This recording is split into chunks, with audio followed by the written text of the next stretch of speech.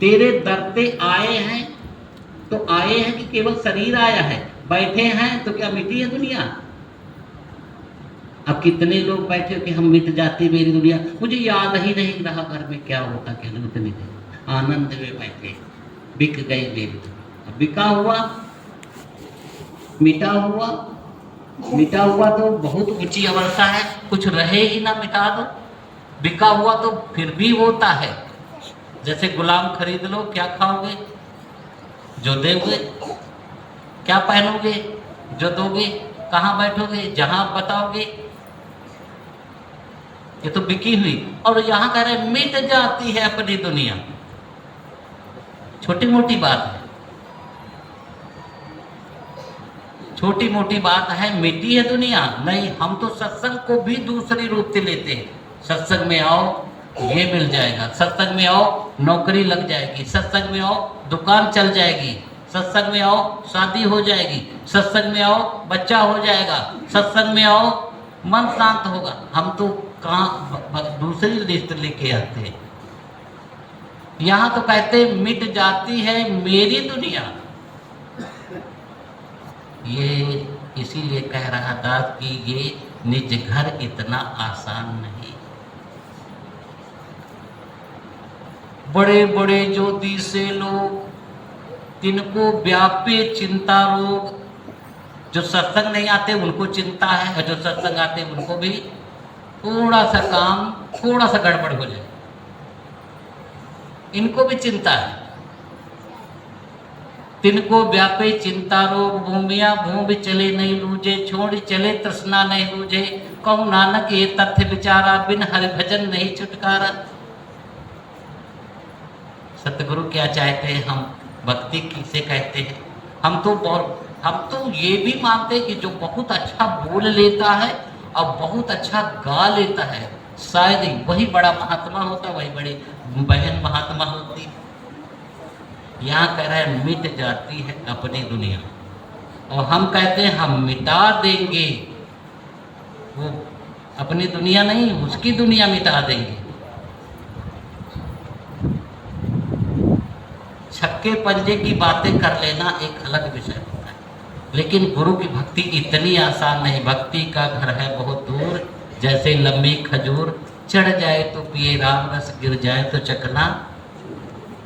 राजपिता जी अभी मीटिंग में दास गया, सारे मुखी पूरे देश के आए, वहां महात्मा कह रहे थे हमको सुनाने की बहुत ज्यादा तेजी होती है, हम सुने और सुना दें। अमृतसर के महात्मा आए, कहते जब मीटिंग करके जाता हूं तो महात्मा बोल रहे थे आज ये वचन आया था, मीटिंग में ये वचन आया था।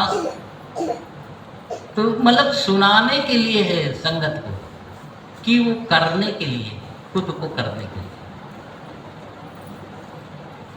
मिट जाती है मेरी दुनिया।